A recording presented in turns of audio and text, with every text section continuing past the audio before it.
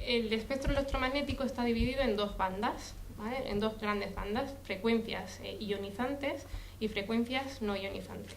Todos los sistemas de radiocomunicación funcionan en frecuencias no ionizantes. Son frecuencias en las que la energía de las ondas, la energía de las ondas que nos permite transmitir información, no es suficiente como para alterar el estado molecular de las células, ¿vale?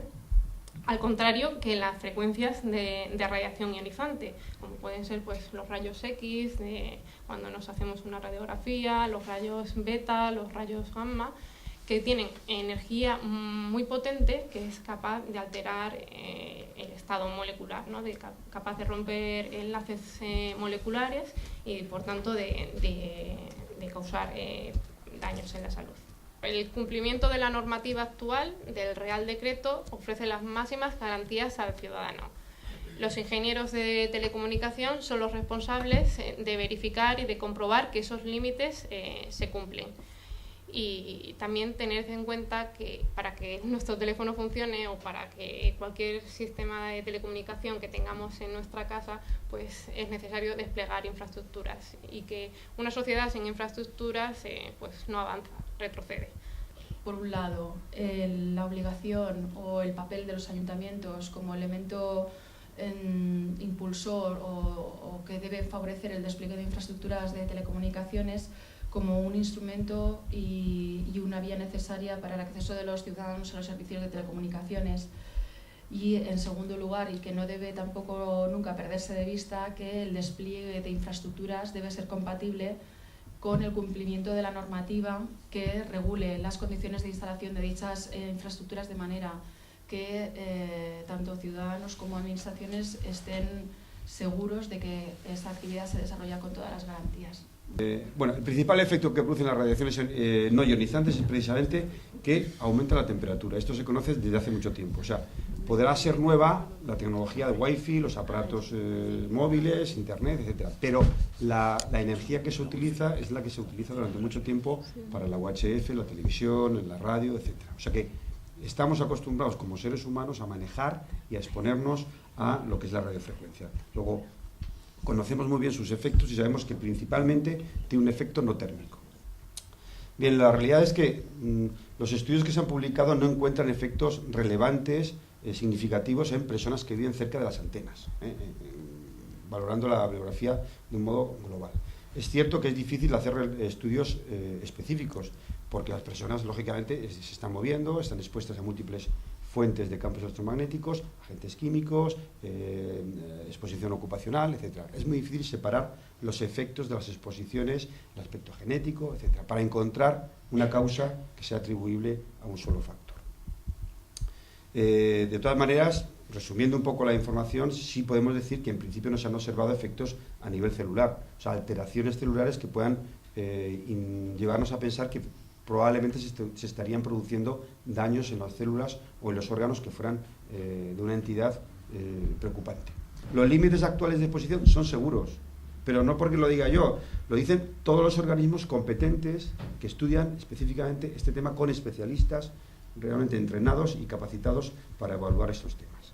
No existe una distancia única, ¿vale?, de protección, no existe como tal el concepto de una distancia de protección única a una estación base. La distancia va a depender en función de la potencia a la que emita la estación, ¿vale? Entonces, en estaciones pequeñas, en estaciones con potencia que emiten poca potencia, el volumen, el espacio este que he comentado que se calculaba suele ser muy pequeño. En antenas pequeñitas, en las que se pueden colocar a nivel de calle, en centros comerciales, en aeropuertos, etcétera, esas distancias son de centímetros. Pues lo ideal es que haya muchas antenas distribuidas, muchas pequeñas antenas distribuidas, porque así las distancias de protección son menores, ¿vale?, los volúmenes que calculamos. O sea, tú ponte en el símil de qué pasaría en una ciudad, en Ermua, si las farolas que hay en cada calle, la iluminación que hay en cada calle se aleja del núcleo urbano y se pone alrededor. ¿Qué pasaría?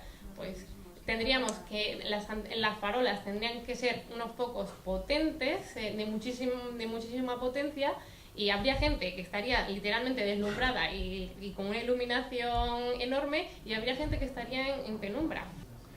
El tema de los espacios sensibles, que a mí me ha producido muchos problemas, porque lo redacté yo, en función de las evidencias que había en aquella época. Estamos hablando del año 2001, cuando se estaba tramitando la recomendación del Consejo de Ministros de la Unión Europea, que se discutió durante los años 96, 97 y 98, y se aprobó en el 99.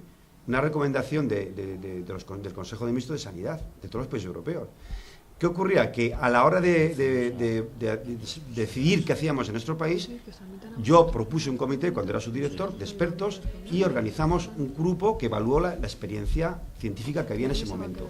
El informe Stewart y el informe francés, el informe Simigou, decía que, bueno, que por si acaso, como era una tecnología nueva, pensar que estamos hablando de los años 97-98 y los móviles empezaron en el 93-94, que por un principio, bueno, pues de cautela o de precaución, a lo mejor convendría establecer espacios en zonas que supuestamente, en mujeres embarazadas por su estado, personas ancianas porque tienen problemas de alteración termorreguladora, o niños que están en crecimiento y desarrollo, había que articular algún tipo de medida preventiva para reducir teóricamente su exposición. La realidad es que, una vez evidenciada que la potencia de emisión era tan baja, y después de revisar los estudios que se habían publicado, y sobre todo a partir del 99, todos los organismos coinciden en que no hay motivos. ¿Qué ocurre aquí en este país? Que no se ha modificado el Real Decreto y sigue el artículo 7 u 8, no me acuerdo, en el que se dice los espacios sensibles. Ese artículo ha generado confusión a muchos ayuntamientos, a muchos colectivos, y ha dicho que no, que si se ponía 100 metros es que era peligroso. No, no es cierto. ¿Por qué? Porque si medimos cerca de las antenas vemos que la cantidad de energía que nuestro cuerpo está expuesto, y por supuesto la que recibe, es prácticamente despreciable, con lo cual no hay motivo de preocupación.